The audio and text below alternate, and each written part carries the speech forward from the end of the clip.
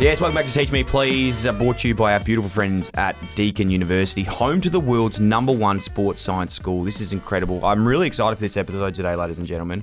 And please welcome to the studio, Hunter Fujak. How are you, my friend? Good, besides this miserable weather. Thanks for having me. Crazy, man. And you're a northerner as well, so it's sort of... Yes. It's hard for you. I do check the weather app nearly daily. I say this, but I feel like I'm on repeat at the moment, but I did live in Sydney for 2 years, and I sort of nearly identify as a New South Welshman. That's how passionate I am about the place. I do want to get back there one day. But it is... I found that if you're living in Melbourne or living in Sydney, you just have to not compare. You can't compare the two because they're just different places. That's right. Sydney has its beauties. It's very beautiful. And there is some beautiful things about Melbourne too. But if you're comparing the two, Sydney's going to sort of take the cake. Well, it's so interesting, right? Because I think there's parallels to other countries, right? So in America, I think Melbourne's like the New York and Sydney's like the LA.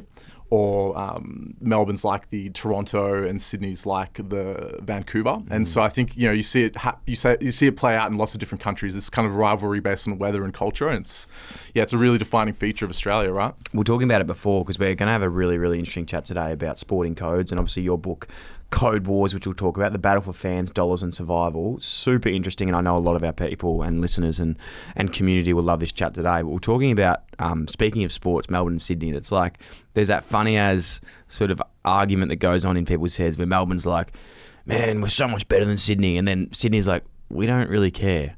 And it's the same with footy and league, where I feel like AFL and rugby league, like we're better than AFL. And AFL's like, we don't really care, man. It's all good. Just keep doing your thing. 100%. It's one of the things that I think's defined our culture, right? Like we're lucky not to be America, where there's really big issues that divide our whole country. But probably the #1 dividing feature of our country is our footy codes, which is a pretty remarkable thing. It's crazy. And living in, you look at the states and where things sort of break out, and even sort of to get in today, we'll talk about sporting codes and what makes them successful, what they invest in, how they are as big as what they are, and what they do for the community in a whole, which is really cool. Firstly, maybe tell us a little bit about yourself and what you study, your PhD, and how it all came about. Yeah, so I did a Bachelor of Business in Sport Management up in Sydney, did a Master's along the same lines, and then a PhD looking at Australia's really unique sport consumer marketplace, which led to the book eventually. Worked in various sort of consulting and sport roles coming into it alongside my academic career, but then focused more so on the academic side because that gave me the freedom to explore some of the interesting curly sort of elements of our sport landscape. And so, I think the thing that really got me interested in the PhD, which then has become my work at Deakin since, is just how unique our Australian sport landscape is to anywhere else in the world. And there's a few things to that. Firstly, we have 4 football codes, which in of itself is insane for a country of 25 million people. We're basically the same population as a place like Taiwan or Romania. Yet we have 4 football codes, which each kind of do well at various times and can survive alongside each other. We have major events like the Australian Open. We're going to host our 3rd Olympics in 2032. China's had 1. You look at Russia's had few. Basically a lot of countries that have way bigger populations. India hasn't had one, right? We're basically only behind America and England in terms of how many Olympics we'll have hosted. So we're really spoiled for choice in terms of how much sport we have access to. And because of that access and the volume, we can attend at a reasonable price. If you try to go to an English Premier League game, it's going to cost you a heap if you can get a ticket. You can get a day pass to the Australian Open here, basically for any given day early on and just show up. You can't do that at Roland Garros or Wimbledon. You basically need to be part of the elite 1% to get access. So we have this really unique sport landscape here that we probably take for granted slightly. But nonetheless is really interesting. It's so interesting, mate. And even you couldn't have put it better myself. Not that I had a PhD in it. That's why you're in today. You're the expert. There's so many facets, and I had so many questions even to start going off. And I might be jumping. I'm in your control today because I sort of will go off the place, and I'd love for you to sort of navigate me through it.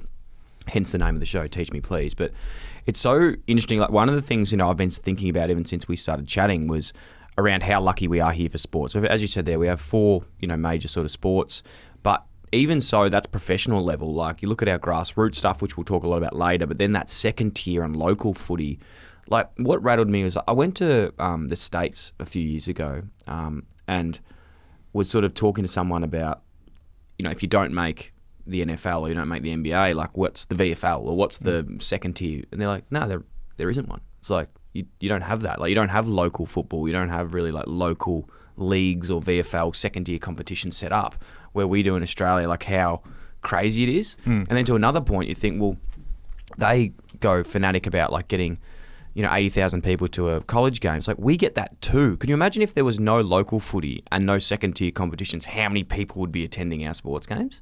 Yeah, absolutely. I mean, obviously in places like America and the UK, there's more absolute dollars because they're much bigger economies than ours. But when you scale it back to the size of our population, it's actually insane how well attended our sports are. So I did a study a while back looking at, I guess, the prevalence of fandom, because we're often called a sports mad nation. And basically 80% of our population has some interest in sport and about 20% reject or are not so inclined. And it must be a terrible place to live if you're part of that 20% who aren't interested in sport. Because what you do most of the year, I don't know how to escape it. But, we're a very sporting country. And part of that is that we actually have the infrastructure built into our sports system. So a place like India loves sport as well, right? But they don't fundamentally have that underpinning structure in terms of the governance of sport to really allow people to participate in the same way that we do. And again, that's where Australia has been surprisingly a bit of a world leader in sport. You used to have to think back to something like World Series cricket with Kerry Packer, right? Like we basically launched the professionalism of cricket in this country. We've had volunteers, we've had basically structures in terms of the structure of boards to allow people to participate. And again, whether it's an AFL player or someone playing, in the local league, it basically comes back to a lot of the structures we have in this country that allow it to happen. When you speak about Code Wars, obviously your book that you wrote in COVID Baby after completing your PhD, so it's basically your PhD converted into a language that I could understand. Yeah. What do you sort of like want to? What's the aim to get out of this book, and what do you want people to understand about sport in Australia? Yeah, I think the key point of the book was really to try to translate, I guess, just how unique our sport landscape is, and I guess what makes it so interesting and fascinating.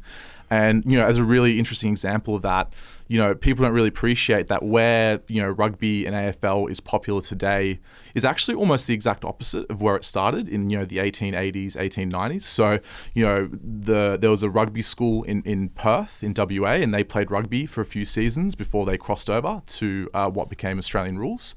So WA was a rugby state first. Australian rules, as I'll call it Australian rules to keep it simple here, was actually the first code played in Queensland before rugby then flipped them, right? And then down in Tasmania, they played a bit of soccer and a bit of rugby, and Australian rules actually came in very late in the piece.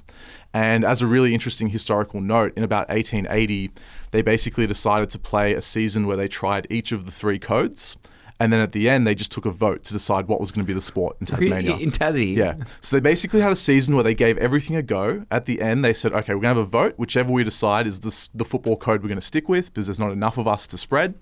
And basically, Australian rules won this vote by a single vote. And so the whole reason, right, 140 years later, that Tasmania is an AFL state is because they had a vote and AFL got up by a single vote. One person votes differently for rugby in that meeting, and Tasmania is a rugby state. Right? That's unbelievable. Yeah. Especially thinking now of like what's been achieved over the last sort of 10 years to get to this state of having their own team. That's right. One vote back in, when was it? 1879. I'm hoping my memory's right. That is unbelievable. And you got a question, right? You look back at Tasmanians, like, did you objectively, like, were they rewarded for that loyalty since then to that period to now? You'd argue, well, maybe they probably haven't been rewarded that well, right? For the loyalty, because every time expansion came, it was into the northern markets, and obviously only now we're talking about an AFL team. So, if you went back to those people who voted back then and showed them the crystal ball, you'd wonder whether they would feel that they got a good return on that time. What do you think would have happened if they went with league like now? Like looking back, like how, like the way that maybe we'll talk about in a minute, the way that the league operate versus AFL and vice versa in other sports. But what do you think would happen with their plan? Well, of course, league didn't really come into existence for another 40-odd years. Yeah. So they would have been playing like rugby. Yeah, that's right. Yeah. And so, look, I think probably inevitably the cultural push from Victoria would have probably gotten them back into Australian rules over time. But once Australian rules won that vote, literally everything else ceased, right? There wasn't a rugby club for another 60 years in Tasmania. So, certainly when you have that kind of first mover advantage, it's probably likely rugby still would have had a pretty big presence. To this day, there isn't an organised rugby league club in Tasmania. Now, I'm not sure if that's probably hasn't changed in the last year, but I was shocked to find there is literally not a rugby league club in Tasmania. So when we talk about like expansion and code wars, it's pretty wild because, the AFL, the Australian rules were basically expanding as early as 1906. They were sending, the profits from South Australia and Victoria, they were sending it to New South Wales in terms of like sending footballs and jerseys and whatnot. So the AFL has been trying to expand nationally for over 100 years. And, it's 2023 and, there's still not a rugby league club in Tasmania. So, yeah, it's just such a different strategic mindset to thinking about these codes. Looking at the Code War stuff as well, maybe we go historically before talking about present, but I remember we were sort of talking about like the difference between the two codes and if there's any other code, like obviously soccer and cricket that are relevant to this discussion. Sure. But we're talking about, you just said then how AFL's always had that sort of growth mindset of like spreading into states and always investing in grassroots, where you look at league and at the moment, like round zero, AFL's going to Queensland because the league's going to be in Las Vegas playing their opening round. So like how's that sort of translated over the period of from the beginning to now? Like where have you seen the two sort of play? Yeah, I think it's fair to say that historically, since the start, Australian rules has been a very expansionist game. Like they've had this vision basically from inception to being Australia's game. They've in their marketing, a few decades ago, it was basically Australia's game was the tagline. So they've been basically at it since 1906, essentially, the Australian National Football Council, as it was back then, basically trying to grow the game. Now, rugby league has been more insular in its focus and basically stuck to focusing in Queensland and New South Wales. And then what's really interesting is if you think about soccer in this discussion is that they've basically probably been the number two code everywhere. And so, you'd think mathematically being second everywhere versus first and fourth, maybe mathematically that works out quite well for you, but it actually doesn't because even though soccer has always been historically popular because we've had this migration flow in particular, in the southern states in particular, Australian rules has been really good at being strategic, basically locking soccer out of grounds, having politicians who are on the side of Australian rules. And that's not necessarily a value judgment. When I teach my students and I say, well, if you're Coke, are you going to help Pepsi? Or if you're Samsung, are you going to help iPhone? Of course you're not. So, there's a lot of criticism, particularly amongst soccer people, that, AFL types have always tried to sort of control the code and sort of keep them suppressed. And that's objectively true, right? Like they've been locked out of grounds, locked out of media, because there is some fear in AFL circles that, should soccer rise, it would come at the expense of AFL. So there have been things that have happened historically, like the ground elements and, some of the cultural decisions that are made in media that have probably not worked in soccer's favour. What do you look at as a, maybe we start really broad, but what do you look at when identifying a sport on what's like important for that sport to be successful? Like, is there sort of 3 or 4 things that you sort of go through to analyse them? I think that's $1 million question, and I think that's only getting more important today than it's ever been historically. I use the example of rugby, right? When rugby went professional in 95, 96, they made about, the AFL made about 4 times as much revenue as rugby at the national level. It's now out to about 8 times. So whilst they're making more money now than they did historically, the gap is growing between the biggest sports and the smaller sports. And, once the AFL kick into their new deal, $650 million a year, chances are the AFL centrally are going to make $1.2 billion centrally. And that might be 10 to 12 times bigger than rugby or Football Australia. So the gap between the biggest and everyone else is kind of growing. And so the central question becomes, well, what do you actually do? Like, what is the thing that can lead you to be a popular sport?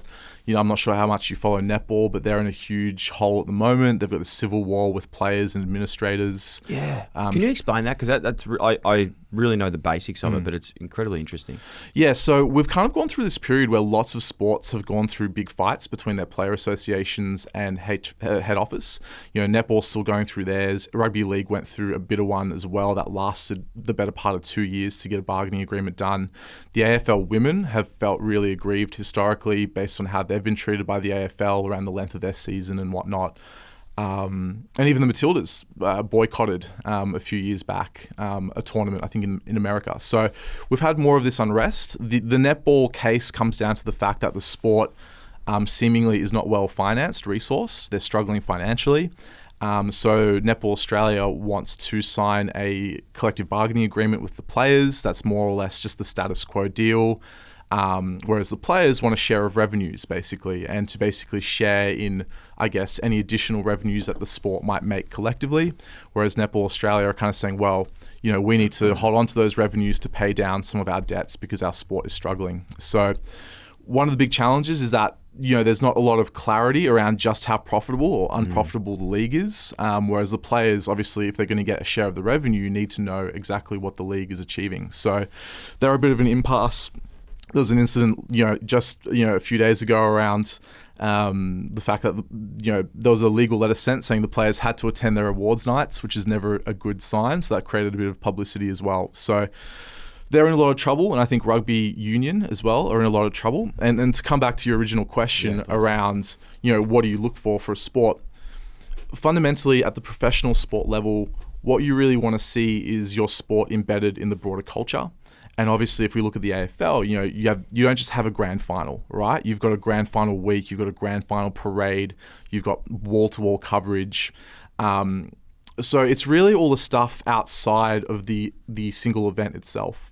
You look at Formula One, right? It's not just a race that happens and people show up on the day. There's a whole big entertainment industry around it. Drive to Survive has made it go nuts, for instance. So I think what you need to see when you're the absolute biggest type of sport is that it's not just about what happens on the field. It's all the cultural stuff around it.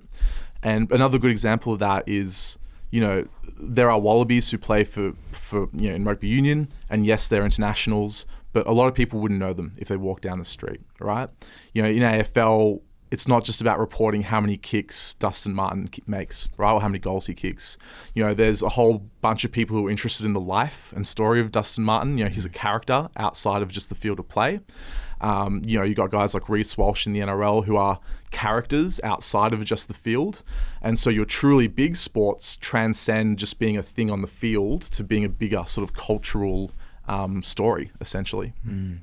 Could you explain, now this is, to be completely honest, something that I've never quite got my head around. It's quite embarrassing to even admit, but you look at in the US and even in Australia with the league, we were chatting about this before and I didn't really quite get it, but the US private teams are owned by certain people. In rugby league, they're their own entity being the league, but they're still privately owned. We got Russell Crowe owns the Rabbitohs. I don't know if he still does, but I still just remember that. But then in the AFL, it's everything's owned by the AFL. How does that work? With who is making the money? Where does that go? Is it where what's the goal with that? What's their goal really? Obviously it's to make money, but who's getting it? Is it just stay in the game and reinvest back into? It's a really important point. And so I guess I'd start by saying, well, in Australia, it's not actually just purely about making money. So if we start with America or even the English Premier League, for instance, right, which a lot of listeners would, I'm sure, follow as well, those teams are all privately owned in leagues that are privately owned. And in those situations, the profits or losses entirely sit with owners, and their sole purpose is to basically win premierships in their respective leagues. And those leagues are owned by the teams inside the league. So you look at the NBA or the NFL, the league itself is owned by the clubs, and the clubs are privately owned. So ergo, if you've got 32 owners of the clubs, those clubs all essentially own a slice of the league itself. And they exist entirely privately for private purposes. Australia is different because our AFLs and our NRLs, our Netball Australias, these are sort of not-for-profit organisations. They don't exist purely just to make profits, because they're not just there to basically run competitions. They're also there to basically be involved in junior development, for instance. So when the AFL signs a massive broadcast deal, not all that money goes out to the clubs, not all that money goes out to the players. Some of that money is kept in-house, and then that goes into your Auskick, into all your little participation programs to fund junior development officers to get like NAB League. That's right. So when the AFL NRL announce a really big broadcast or sponsorship deal, it's not just about making a profit on that for the teams. It's actually about funding the entire ecosystem. And so when we look at like jobs in sport, it's not just the big buck jobs. It's a lot of the jobs that are hands on the ground. Working with kids, getting them to catch, kick, run. Junior representative teams, like you mentioned. So that's a really big difference. And so you can still have teams that are individually owned privately, like Russell Crowe. Melbourne Storm is another good example, owned by a consortium of relatively wealthy people. And in rugby, increasingly, the Perth team are owned by Andrew Forrest, second richest Australian. So you can still have individually privately owned teams, but they still participate in leagues that are centrally run by the National Sport Organisation, and that organisation has objectives beyond just the league. Whereas the NBA, they have nothing to do with putting on a USA team in the Olympics. They don't really care fundamentally if kids are playing basketball. That's left to a separate organisation, whereas the NBA is just interested in the entertainment product. And that probably goes back to that point earlier we were making about the US and Australia. Not that I know we're talking about Australia today, but I think it's just it's something that we take for granted, I think, coming through, because like you said, with the US, like there's no Auskick for basketball or NFL. Like the colleges probably have to take care of that. There's no second tier competitions. There's probably not as many jobs going in sport as well because of all these factors, even though they're so much bigger than us. Yeah. It's really lucky that that's how it's set up in Australia. Yeah, well, ultimately the main beneficiary is everyday people, right? Because certainly things like Auskick are fundamentally subsidised, right, by the AFL. When they make hundreds of millions of dollars, a portion of that goes back into, I guess, covering the costs of getting kids to be able to play, for instance. And that's partly in self-interest as well, right? It's not just a charity for the AFL. My own research shows that if you play a certain sport as a kid, you are more likely to be a fan of that as an adult, right? So one of their big strategies, particularly in New South Wales and Queensland, is if you can get kids playing Auskick, the chances of them becoming a Swans fan or a Lions fan becomes way higher, right? Because you've got exposure to this foreign sport that you otherwise wouldn't have had. So, I jokingly say to people that if I worked at the AFL, I'd probably just give away free money to people in Queensland. I'd go up to a Queensland family and say, if you've got two kids and they play Auskick, we'll give you $200 cash, because you will eventually get that money back in terms of customer lifetime value once that kid becomes an AFL fan for the rest of their life. So there is definitely still very much a health, social benefit, but it does also link back to sort of creating fans of the future. So cool. And you see that with like obviously Auskick and then the massive sort of rise of AFLW as well, and the investment that so many new like young girls are being able to play Auskick and go through a junior competition now. Like that's going to not only one, increase the AFLs when the game grows, but two, get a lot more women involved in footy. Oh, 100%. Seeing the actual gameplay on the field evolve over that period of time has been really interesting to watch, right? When we're in those first couple seasons, you had a lot of cross-code athletes, and I saw it myself. I was involved in a Premier League New South Wales netball club, basically the highest level before you're into the formal netball professional system. And, we had girls who were basically talking about going to the tryouts for AFLW. And they were cross-coders from various sports. And you sort of saw in those first couple of years, there wasn't necessarily great technique because these were athletes who hadn't had a full junior development pathway. And in a lot of ways, it was quite fun to watch, right? Because one of the criticisms I have of professional sport is that it becomes so structured because all these kids learn through the same systems. They learn technique the same way. So everyone's it kind of feels in every sport, all these kids start learning to play the same way. But then you had this AFLW come and you just had this explosion of different ways of playing and styles because they weren't all coached the same way as kids. And so now that it is professionalizing and you're starting to actually get these 18, 19-year-old draft picks who've kind of had a whole junior development pathway, you can see them starting to play a little bit more like in the formal AFL structure. Yeah. Which is like a good thing on one hand, because it's great that those systems are in place. But in a way, it makes me a little bit sad that it's kind of formalizing and becoming a homogenous product like the AFL. Don't worry. The AFL will just change rules to, they just change 10 rules a year, which is so that they'll work it out somehow, which annoys the absolute shit out of me. But I think, it's going awesome. Like watching what the girls have been able to do over this short period of time is pretty incredible. And like I put it down to, I think today we're sort of talking about it. Like look at what this is going to do for the next 10, 15 years of women's sport in Australia. Not what's happening right now, albeit be incredible, but what's going to happen. Like I think about my game of golf, right? I started golf as like a 27-year-old, hack, bit, unfit. And I was like, if I had fucking started this when I was like 6 or 7, I would have been a pro. Like, I wouldn't have been a pro, but I would have been a lot better than I am. So it just shows how much those junior pathways and getting into something earlier can actually like really help you. Like I've got a young son at the moment, and as soon as he can walk, man, he's going to be doing everything. Yeah. Just because like if you don't pick up a few things when you're a kid, it's very hard once you've already set your sort of rhythm to actually learn and get better at things and refine it. Well, if I can give you one tip, it'll be that there's a bit of research that shows in sport, basically outside of golf, you want to be a generalist rather than a specialist. Yeah. So make sure they're playing lots of different things. And, coming back to the whole Code Wars thing, it's interesting. Some of those regional towns like Wagga Wagga disproportionately produce heaps of our athletes. Yeah. And the reason for that fundamentally is because they're exposed to lots of different sports. So they play a bit of Aussie rules, they play a bit of rugby, bit of league, bit of cricket.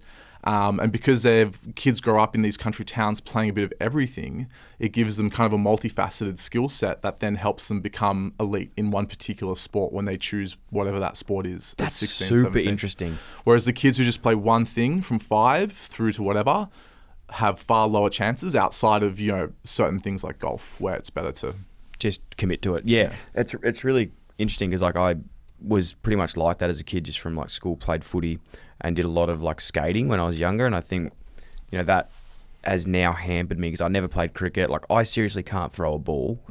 Like very not coordinated in anything else. Whereas sometimes people assume because I played football at somewhat of a high level that you're good at other things. I'm like, no, man, like I literally can't do fucking anything. Yeah. Like at all. Well, and this is what's so interesting in different sports is should have moved to Wagga. Absolutely. Great place. Yeah. But there's an NRL athlete called Halumi Olakalatu, and he basically is now one of the best second rowers in the world. But he didn't even grow up playing rugby league. He basically showed up to a training session because he had a friend or a brother or someone else who he was with was the contracted junior. And he was just there because his friend was there.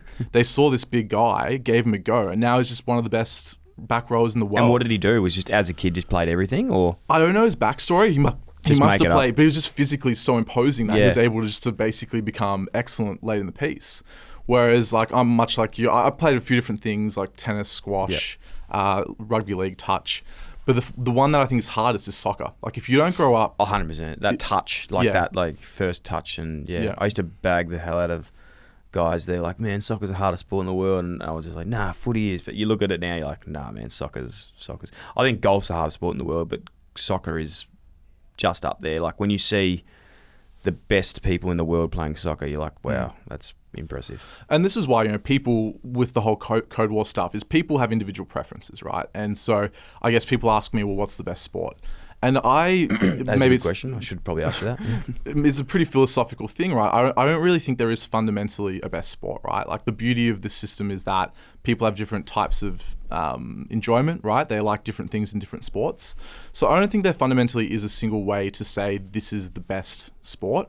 I mean, I think AFL is structured really well as a media product, right? Because it's quite free flowing, but it's got enough intermissions to insert ads, right? So it's a really good TV product, but it's also a really good in-person spectacle. So I think AFL is a really well structured sport, whereas rugby union is probably handcuffed a little by really old rules that they struggle to change because they're a world sport.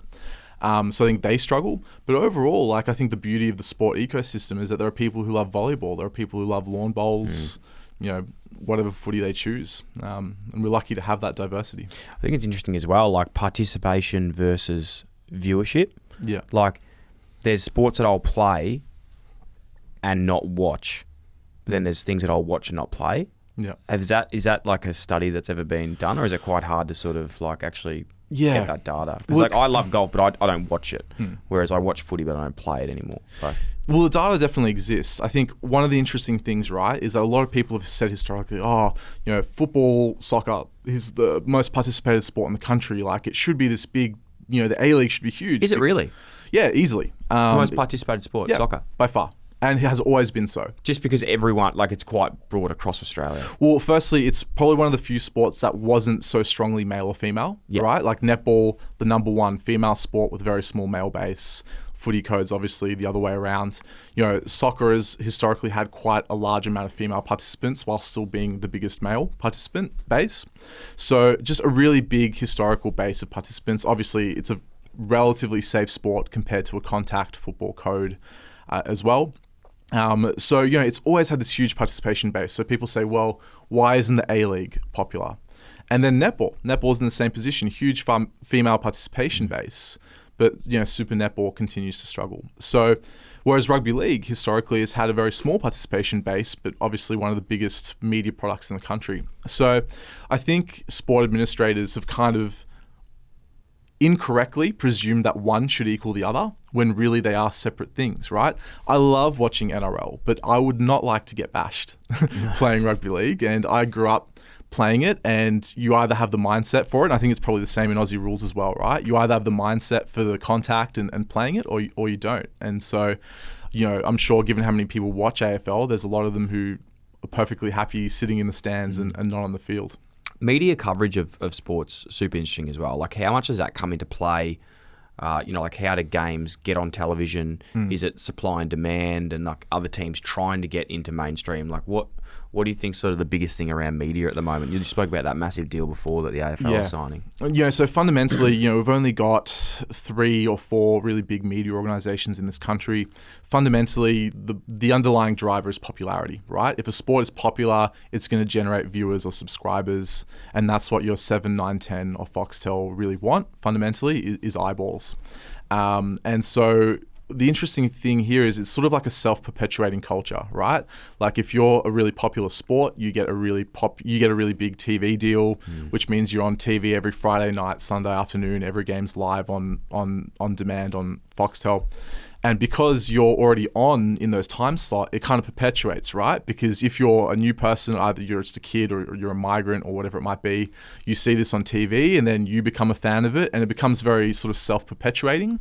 And when you're not one of those big sports that aren't on Channel 7 every Friday in winter, and you don't have that exposure, well, how do people find out about you? How do people become fans of your sport? So it's a really difficult situation if you're not one of the big 3 or 4 sports. Whereas if you are one of those big sports, it really becomes somewhat of an easy sell. In some ways, selling AFL media rights is like the easiest job in sport, because you have this wildly popular product that everyone wants, because it's one of the few things that really guarantees eyeballs. And especially now with Netflix and all these, providers, streaming providers, there's not really that much content left that 7, 9 and 10 can really rely on to get eyeballs. So it really is just sport and news. How does it, like with those sports, probably specifically here because they have more of those broadcast deals like NRL and AFL, where are they majority sort of making their money? Is it broadcast deals, sponsorship, or like fan revenue? Sure. I'm not sure where to break that into, but is it fan revenue? Well, the fan is really all the revenue, right? Yeah, because true. it's, whether it's everything. TV or, and even sponsorship, right? Like the more fans you have, the more valuable the sponsors are. So, if you look at your AFL, NRL level revenue before you get to the clubs, it's about 40% of the central revenue is TV rights. The NRL has historically been as high as like 60% reliance on TV money. But usually it's, in that 40 to 50% of central revenue will be TV money. Then your next biggest slice will be, your sponsorship revenue. Typically, something like the Toyota Premiership in AFL is, literally an 8-figure dollar number. Right. So they're really big figures. So sponsorship's really big as well. One of the uncomfortable ones that we don't like to talk about so much is around gambling revenue as well. So these big leagues get what we call a product fee, and that means that they get a small slice of every bet of the bets placed on their sport. Wow. And they don't like to talk about it so much because, you know, We do. they're trying to be socially responsible organisations. But I didn't know that.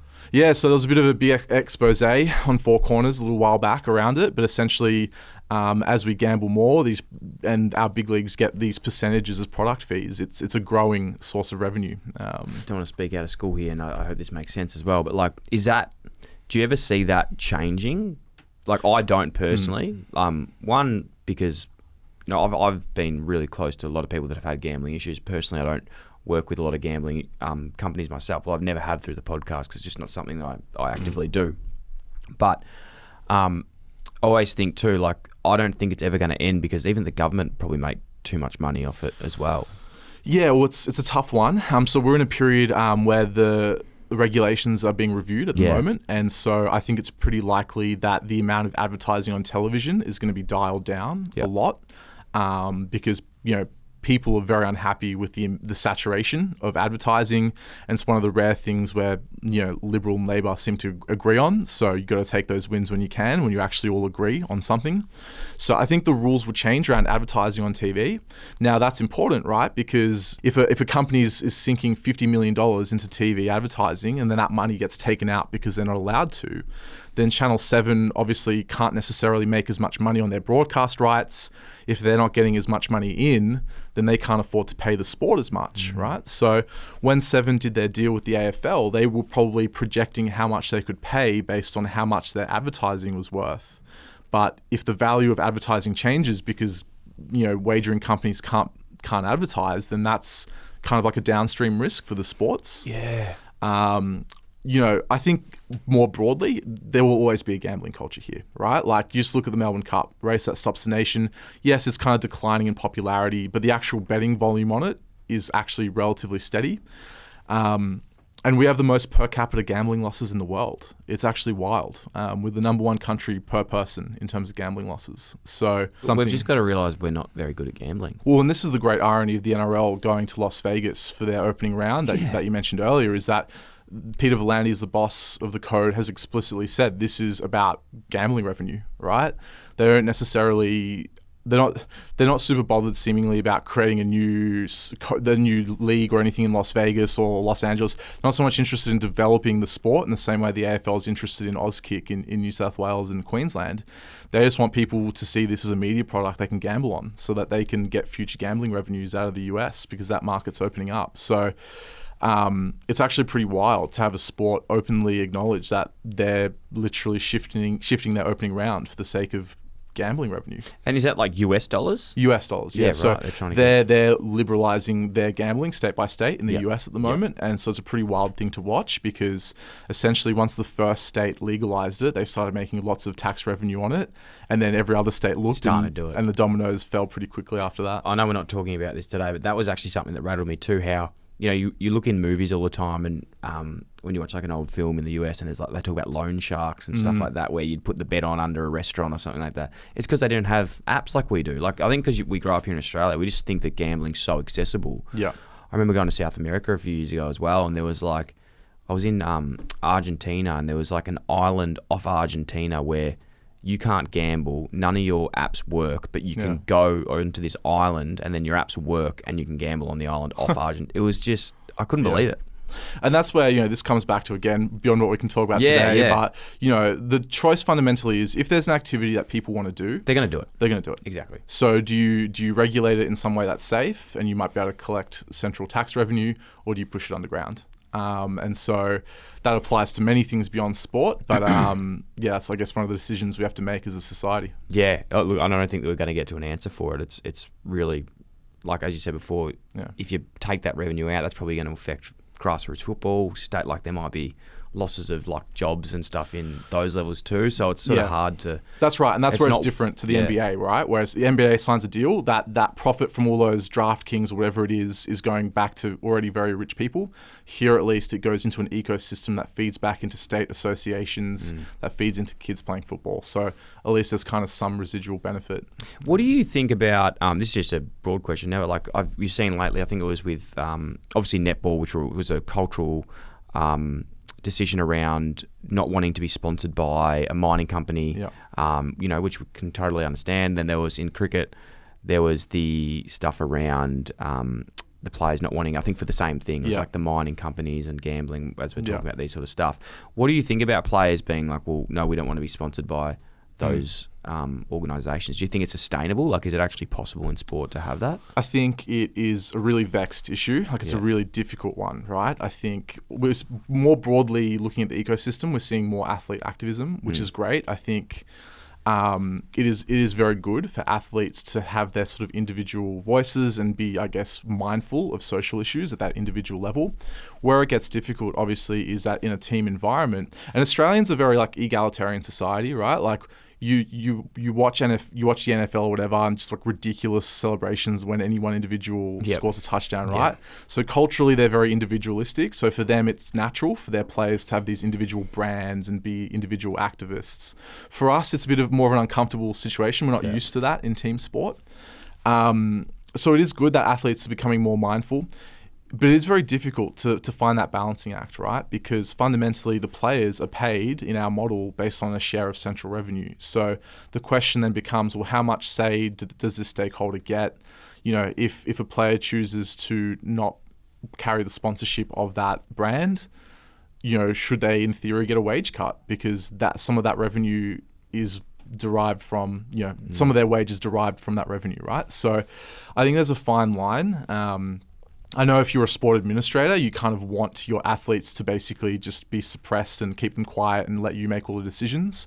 But I think increasingly athletes are going to be quite vocal, I think, in expressing their views. Yeah, it's a super complex sort of issue, isn't it? Like around, it's not really an issue, it's just a thing that's sort of happening at the moment. But yeah, I don't know what the answer is. It's sort of, it's hard, like especially, you know, if you're in sort of cricket, I suppose, which is an industry making like a lot of money, but a big sponsor is something. It's like, well, you would think maybe then you just don't get paid from that. Yeah. But and I think that, you know, in a diverse society, that's going to be something we have more challenges with. I think it was Usman Khawaja who didn't want, or there was a leg spinner, I forget his name, in the national team who forewent the VB logo, I think, because of Islamic backgrounds. Alcohol, and alcohol. But, you know, and you look more broadly, right? Athletes having an individual voice. Like, look what happened with Israel Folau, right? Like a devout Christian, genuinely expressing his personally held beliefs, but his personally held beliefs obviously came at a cost to other people's beliefs. And so, you know, how do you reconcile the individual athlete's right to, you know, there was an AFLW player who didn't want to be involved in Pride Round, for instance, for religious reasons. So how do you know, it's sort of like a microcosm for broader society, is like, you know, things are getting more complicated. There's not always a right or wrong. There's conflicting interests involved. It's just a tricky time. It is. You know what? You've got a fantastic vocabulary, and you'd hope that being like having a PhD, but I think like it really helps be able to articulate these things. There's so many things that you want to say, but like without the right language, it's quite hard to like actually articulate it. But great stuff. You did a great job there. Winning games versus being a business. Where do you see that sort of fitting into sport? Like, for example, at the moment, I know we're not talking. We're talking about clubs, not we're talking about sports and codes, not at a club level. But you look at a club like AFL, West Coast Eagles, and this year they had like an incredibly bad year, like one of the worst years ever, but still one of the richest clubs in the AFL. Which, you know, people go like, that's impressive. Like, how does that work? And I think even for me, I've always sort of found, again, at a club level, the best businesses, the best clubs, like they're a business at the end of the day, and as well as they're administrated, they'll eventually turn around and become a good club. Whereas you look at the clubs that might be playing well, but they might not be a great business, then they might fall off in the end. Is it the same with codes? Yeah, look, I think it's such an interesting thing. It's one of the really unique things about working in sport. You know, if you work at Cadbury or Schweppes or Tesla, you know, if you work in any kind of general business, you might have a production line, and if you're the manager, you can be reasonably confident that this batch of, you know, Mars bars is going to be consistent with the next batch of Mars bars. So when you're the marketing manager of one of those businesses, you have a lot more control over what you're doing. Whereas when you're a marketing manager at a football club, you know, you might be working for one of the best clubs that's, you know, is probably going to win a premiership, or you might be working at a club that's probably going to get the spoon. And so, it just creates such a different challenge working in sport when you don't have control of what happens on the field. You know, every club aims to obviously be profitable fundamentally, because that's what you need to do to be a going concern. And you look at the clubs that are perpetually making losses and having to reach out to their members, and that's not where you want to be. But underlying a lot of that is culture, right? Organizational culture. I think that's kind of like where you're heading with that around having really good businesses is, you know, it's not a coincidence that certain clubs seem to perpetually be at the top and then other clubs perpetually at the bottom. And that comes back to the sort of organization you have. And so, yes, you can have great superstars on the field, and that's probably still the most important thing, is to have great on-field talent.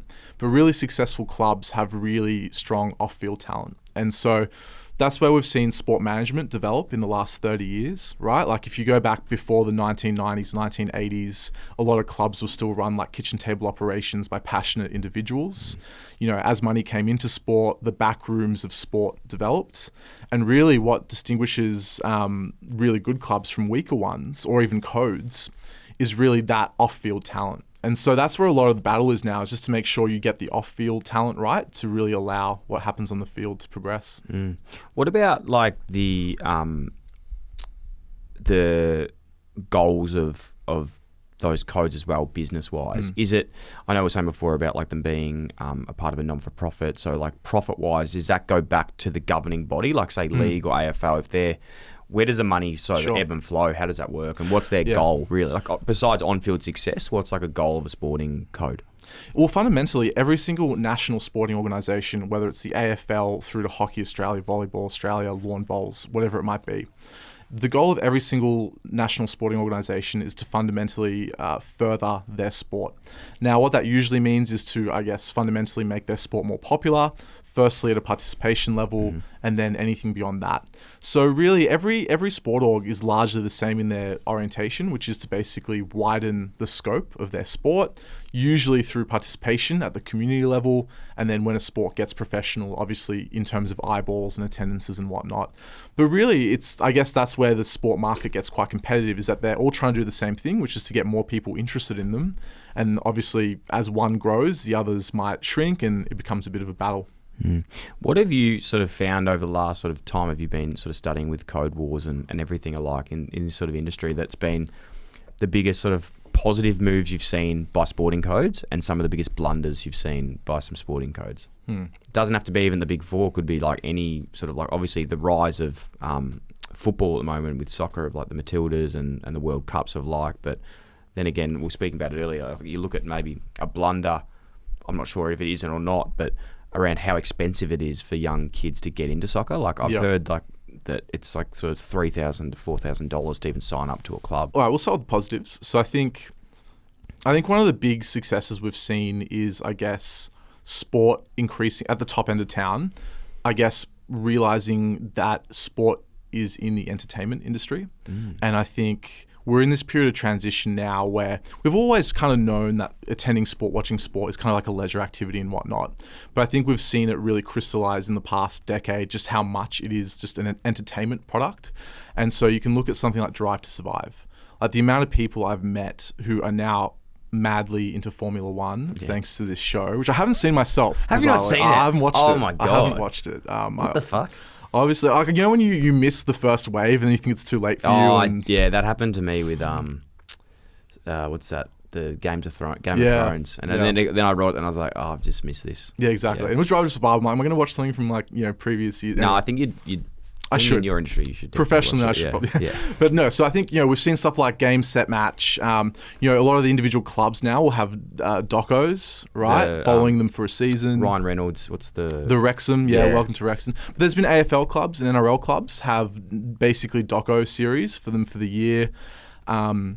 So I think that's been a real positive development, just realizing that these aren't just athletes, they're kind of characters, and you need to think about ways to sort of project them as such. And sorry, just to jump in, like even now you look at the, I'm not sure if this even flows into that, but you look at the social media and just even the profile of players that, you know, internally, like Bailey Smith, for example, in the AFL, and Reece Walsh, was it? Yeah, like I've learned of this guy. I don't watch any league at all, and I know who Reece Walsh is. Like, I'm like sort of have a crush on him. Like, he's pretty cool. But the amount that just one person can sort of do for a sport, to not just be a good player, but then actually make you watch, make you want to go to games, make you want to buy memberships, all those sort of things too. It's pretty crazy, which we didn't have 5-10 years ago. Absolutely. And so, again, we're probably slightly behind the US in terms of that. But undoubtedly, things like Instagram here, Twitter, it's basically opened up athletes to us in a way that we didn't have before, which has been incredible, I think, at that elite level in particular. And I suppose then the other really positive thing, I think, obviously has been the growth of women's sport. And, I think the AFL gets probably more credit than it deserves, if I can say something controversial on this front. We love I say that in the context of the fact that there was a W League in football long before, WBBL long before that, right? But undoubtedly, where they do deserve credit is that there's no doubt in my mind there wouldn't be an NRLW if there wasn't an AFLW. They basically had no plans to do this, and then they realized their major competitor was about to do this really significant thing, and then they got off their backside and created an NRLW. So where there probably does deserve to be some credit is that it probably helped catalyze the broader sport category in a way that previously the W League hadn't and WBBL probably hadn't. So there is probably some credit due on that front in terms of expanding the overall women's sport genre.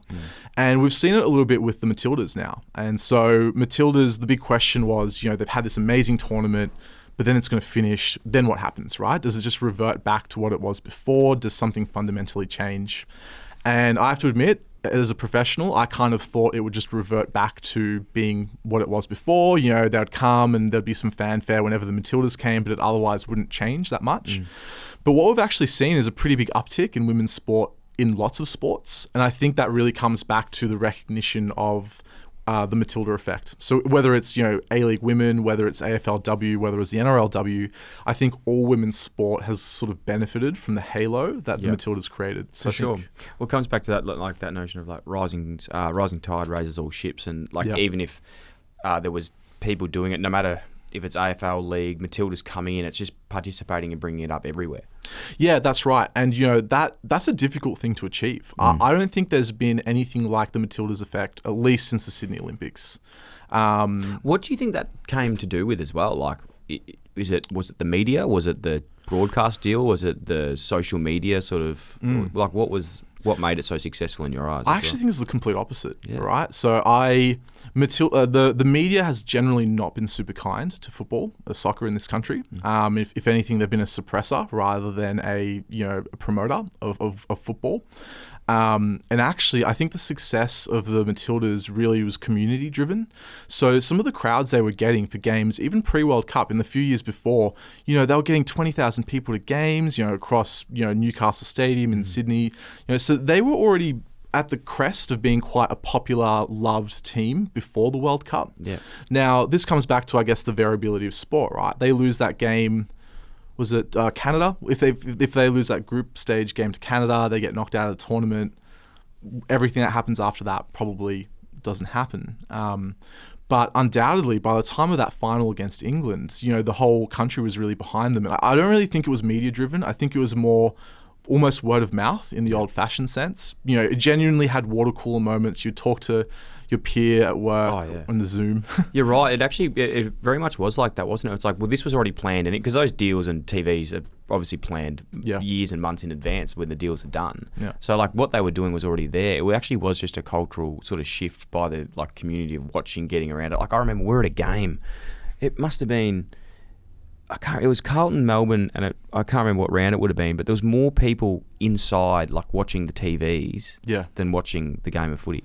That's right, and the AFL does not give oxygen to other sports unless they absolutely have to. Yeah, right, and it couldn't not. That's right. The lesser of two. So someone asked me about this, and I said, well, realistically, the lesser of two evils for them was to get on the bandwagon and support them. Yeah, because to not would have just looked really petty.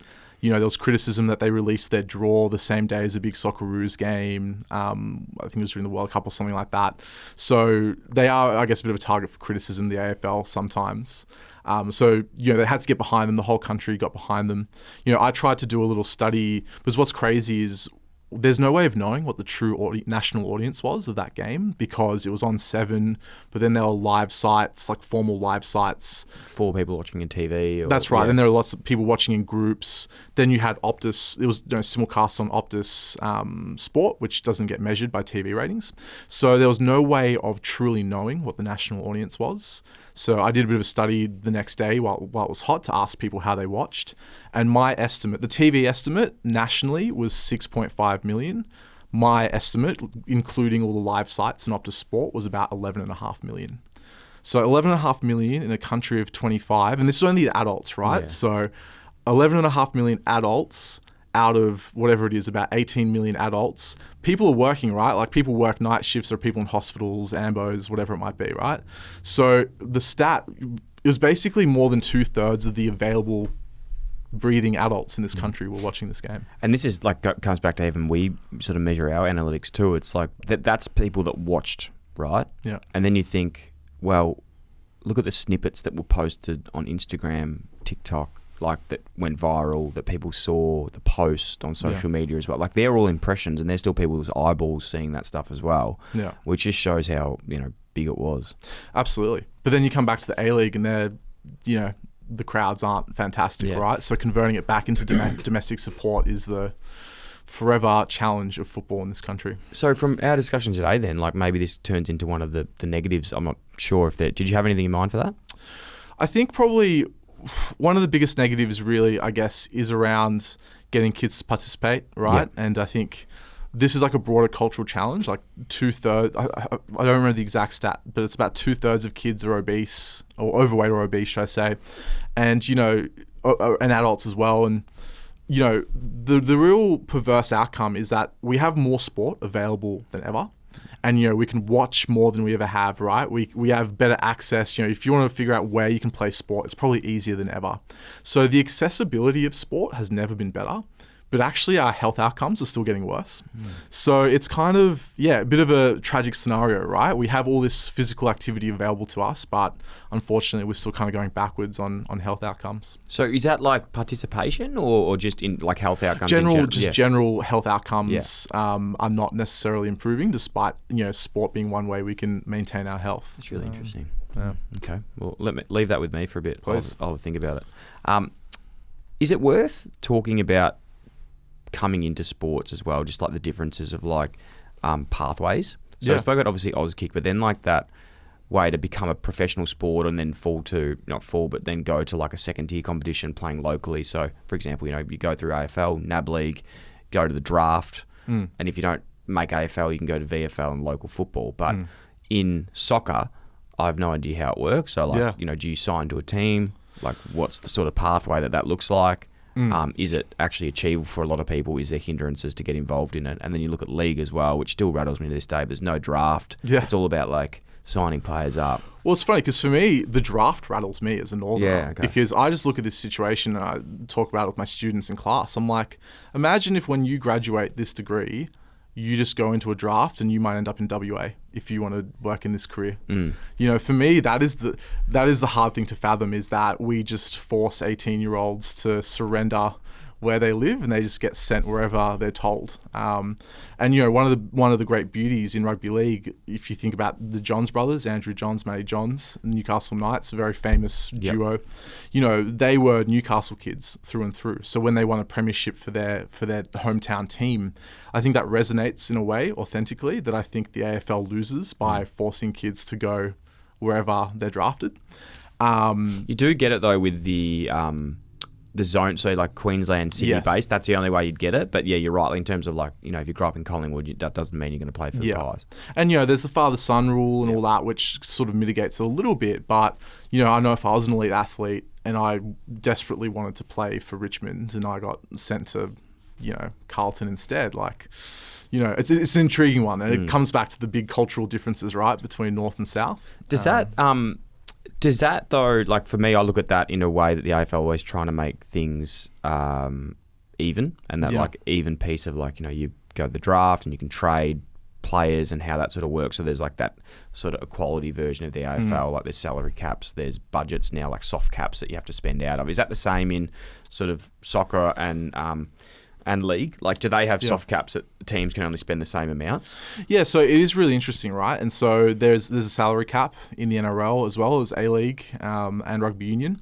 Every single sport is slightly different, right? So I'm not going to try put us down deep in the weeds here, but what's really interesting with the AFL draft is it probably, the time horizon of going from success, from the bottom to the top is probably longer, right? Because you need to trade away picks that might develop over time. Or, if you get emergency picks, obviously these are 18, 19-year-olds in the draft who are going to need time to improve, right? So the time horizon from getting from the bottom to the top, I think, is longer in AFL. And when you're at the top, you can probably stay up there for a bit longer by nature of the way the drafting works. In rugby league, because all you have is a salary cap, right? You have $10 million to spend per year. How you spend it is your choice, right? So if you're at the bottom and you are willing to drop $1.5 million on the best player in the league, you can do that if you want. There's only 12 players as well. So there's 13 on the field, 17 in the game, and squads of 30. Okay. So there's a lot that money goes a lot further than it does in footy, those players can impact a team a lot more, so it's like easier to exactly like if you get like a gun half, kind of the equivalent of a mid, but I think like half, a fullback, they will have more influence on the outcome than any one player in AFL. And so in what you see in league is a lot more moving up and down quickly, right? Because your salary cap can get out of whack, or you can fix it quite quickly, and you can bounce up and down the ladder a lot more than in AFL. And overall, the two leagues have ended up in similar positions, right? In terms of recycling teams in and out of the 8, whilst having dominant teams kind of at the top. Soccer is a really interesting one as well, because soccer is obviously the international game. And so they have a whole bunch of unique dimensions that the other codes don't. Adelaide United basically had this gun kid who's signed with a German club now for a record transfer fee, right? So that's very novel to them. And so a lot of people in A-League world talk about the fact that their point of difference in terms of making money isn't necessarily about getting 40,000 people like the AFL. It's about developing juniors who they can sell to Europe. So did Adelaide United make that money? Yes. So because he was contracted to them, and then the contract kind of gets bought out. How much would Adelaide United have made out of that? Gosh, I don't recall the exact figures, but it was a record. A lot of 1.7 million. I think I saw that number float around. I might get pillared if that's wrong, but around that. Yeah, so that's a lot of money for an A-League club to sort of cop from one player. So their model can work quite differently around just developing local kids to go overseas, because fundamentally, success for the A-League isn't the same as success for the AFL, NRL, right? Because you're never going to have the best athletes here. Yeah. The best you can hope for is to develop really great kids who stick around for a few years. You see the first couple of years of their development, and then hopefully they become superstars. And so what's really interesting with the Matildas, coming back to that, is we used to have basically the strongest women's soccer league in the world when it was the W League. Now all the girls are going to EPL Liverpool and wherever they might go, Chelsea for Sam Kerr. So, so on one hand that's bad for us, right? Because we used to be able to see Sam Kerr play for Perth Glory, and even when W League wasn't broadcast, there was a stat that like 20% of the personalised jerseys in Perth had Kerr on it, even though they didn't technically offer women's personalisation on the jerseys. So yes, it was great when we had them all here, but the industry's grown. Very interesting. And that's where rugby union has struggled, is that we used to have the strongest rugby union competition in the world. The world has globalized, and now England and France have really strong competition. So we actually lose a lot of our best players to overseas. So even though the Wallabies are super successul from a country sort of standpoint, and I don't know how good they are, but obviously I see them. You haven't watched them about 15 they suck years. now. They suck. Does George Gregan still play? Plays touch. I saw him play touch. Yeah, no, I like him. Well, historically they have a good team, but now a lot of those players go and play in England and France. Is that right? Yeah, that's right. So rugby union and cricket, Australia, are similar in terms of having this kind of federated top-down model where the best 20-odd or whatever will be centrally contracted by the national body. By being contracted at the top, they're obliged to stay in Australia to play with a domestic team.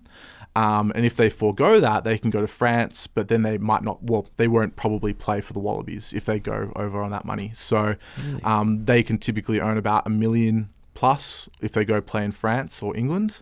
Your best Wallabies are probably earning similar money, but if you're slightly below the best, that's when the incentive to go over there would be better. And that's where New Zealand has even bigger problems than we do, right? Because New Zealand, if they were a state of Australia, would be about the size of Queensland economically.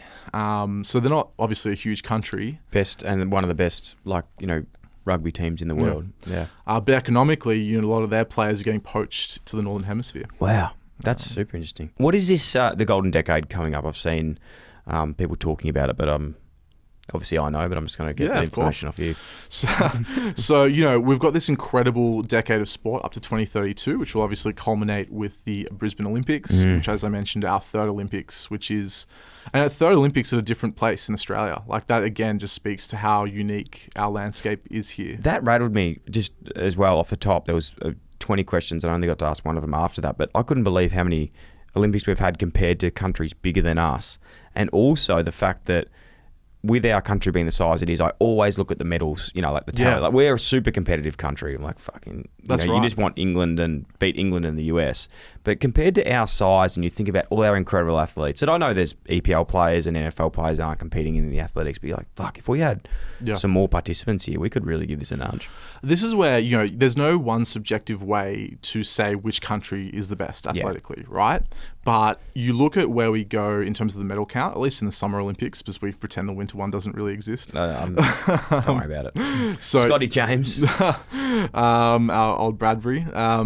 So, you look at our medal count in Summer Olympics, right? We overproduce in that, which is incredible, mostly due to the water sports, right? Like a crazy amount of our medals come from the water. And even more broadly, right? Like canoeing, Jess Fox, sailing, diving as well. So we do incredible in the Olympics. We've just won a Cricket World Cup against a country that's multiples bigger than us. I can't divide 25 million by 1.5 billion, but, we've just won a Cricket World Cup. That's incredible. So...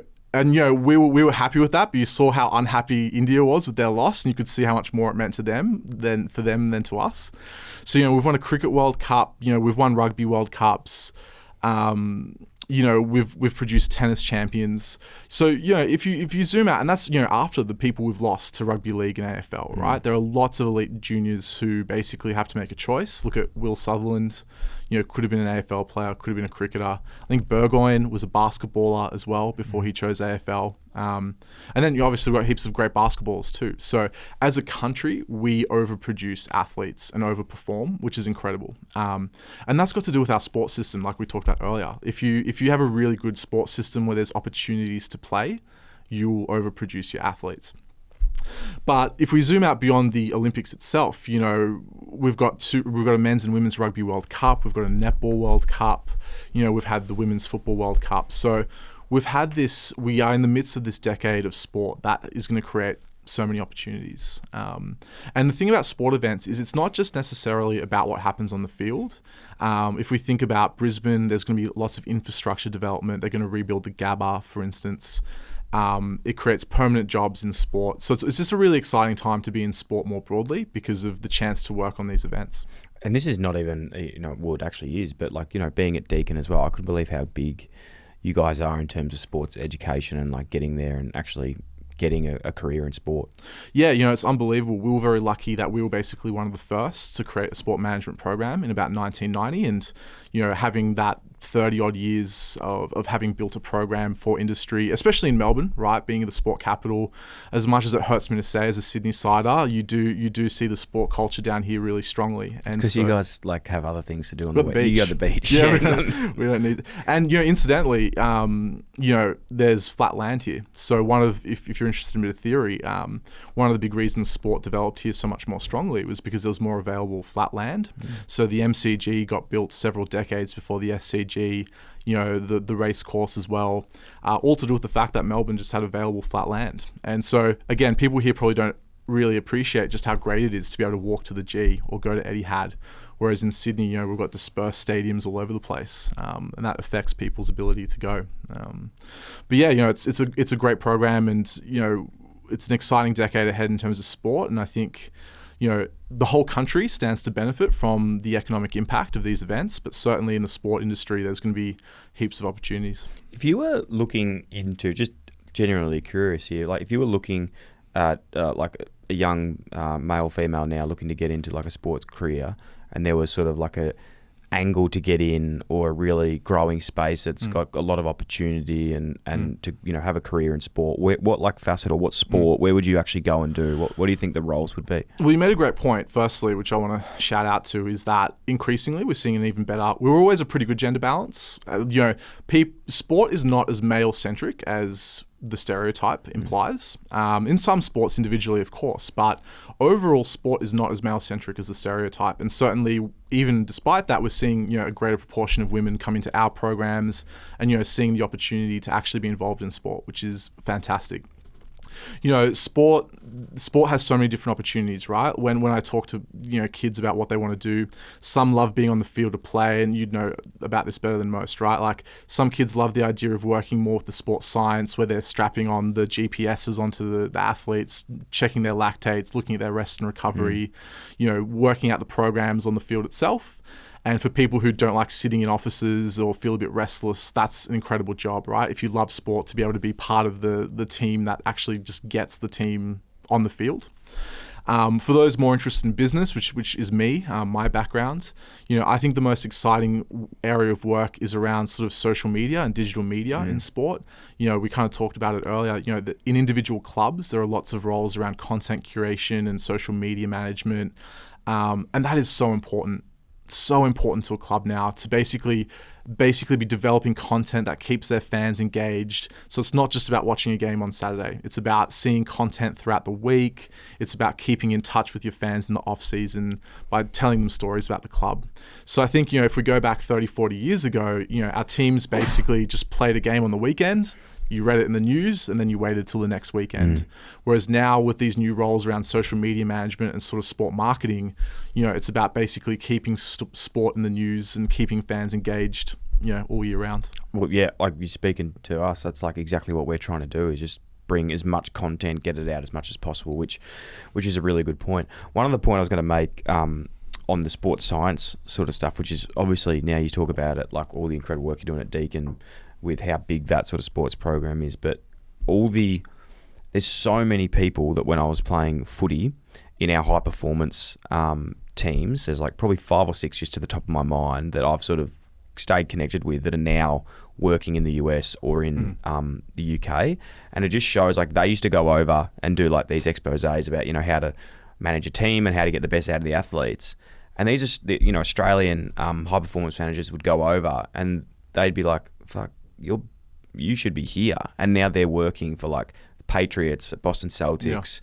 all these incredible teams in the US, which just shows how how good our high performance is. 100%. I tell this to my students all the time, is that we might be at the end of the earth down here and feel relatively removed from what's going on, but we are a net exporter of sport talent. And that's both on the field, but also off the field. Who are the two of the most influential people in modern sport history? Kerry Packer, in some ways, revolutionising cricket. And then Rupert Murdoch, basically takes, pay TV into the US and England, for better and worse in some ways, and really revolutionises sport media. And that's a guy from Adelaide who went over there and did that. And so, we were first in market creating sport management degrees, creating sport professionals in 1990. And a lot of those people have ended up overseas, and not just in sports science, but running some of the big media companies in the US, for instance. So we're 100% a net exporter, and that's probably one of the other benefits of working in sport. You might start here, but you might end up in Switzerland, UK, wherever you might want to go. I want to go to Switzerland. That'd be fun. Me and Darcy we'll do that next year. Save your dollars. Yeah, literally. Hunter, it's been incredible today. Hey, to finish up, I was thinking, I haven't cued you on this at all, but I loved your stat at the start about Tasmania doing the vote. Like, that was unbelievable. Have you got any other weird stats like that you could leave us with? And I know I actually have a great one. I haven't given you much notice. I have a really good one. Go for it. So, not many people know about this. I'm reticent to spill the beans, but I think there's a great idea in here if you know people with some spare cash. But basically, there was this sport called universal football. Have you heard of it? No. Okay, so basically, at about like 1910-ish, rugby league's just formed, 1908 in Australia. Rugby league was formed by these entrepreneurs, right? And so this entrepreneur, JJ Giltinan, looks at the scenario and says, well, we're really popular up here in the north, and there's this other sport down in the south that's really popular. He meets with the guys who are running Australian rules football and proposes to merge. I'll call it AFL just for simple shorthand. Yep. He goes to the AFL people and says, let's merge rugby league and AFL into one sport and call it universal football. Now, we can go into the weeds, but basically it was like a big, like a rectangular field on a bigger AFL field. Is it sort of like, I'm looking it up now. Yeah, universal football was a name given to a proposed hybrid of sport of Aussie rules and rugby league, proposed at a different time between 1908 and 1933 as a potential national football code to be played throughout Australia and New Zealand. And what's wild about this, right? That's crazy. What is wild is basically the VFL had signed up. And so basically you literally had like Richmond, Collingwood and all the original VFL clubs say, yes, we're in on the merger. So it wasn't just like a chat. Like basically VFL had signed up and basically they were waiting for New South Wales Rugby League to have ratify it at their meeting, which was a formality because the VFL had signed up. And because VFL had signed up, they had the votes from the rest of the AFL constituencies to do it.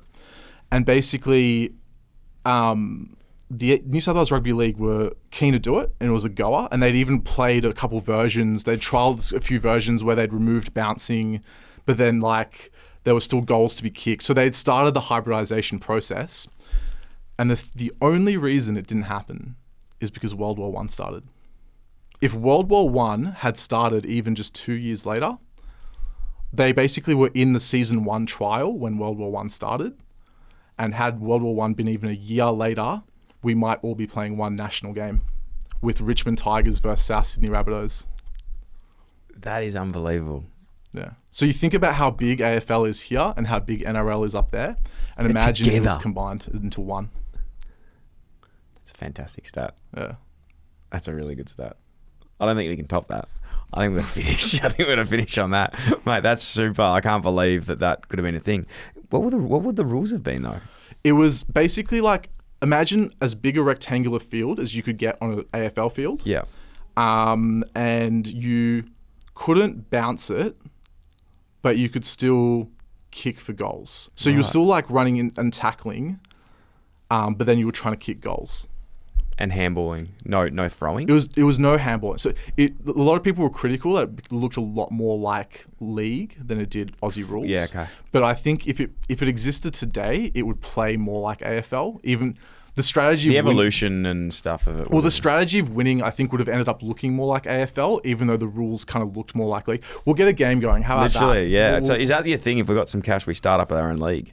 If you told me that you could basically have like Victoria versus New South Wales in a game of universal football at, Geelong Stadium, get Gary Ablett to come along. Let's talk about this. Well, maybe we leave this out. It's exciting. It's our next venture. Hunter, mate, thank you so much for coming in. I really appreciate all your knowledge today, and it's been awesome to learn. There's been a heap in there about the different codes, and I think, as you said, we can be so not I suppose naive to what's happening when you're not in the game that you're in. Biggest thing I learned today, well, besides universal football and the Tasmanian stat, was be a generalist over an expert in a sport. So play as many sports. This is for Max, my protege, my son. He's going to have to sign him up to a few more things tonight for 30. And send him to Deakin as well. Send him to Deakin as well, definitely. Thank you so much. Thanks, Matt. Thank you.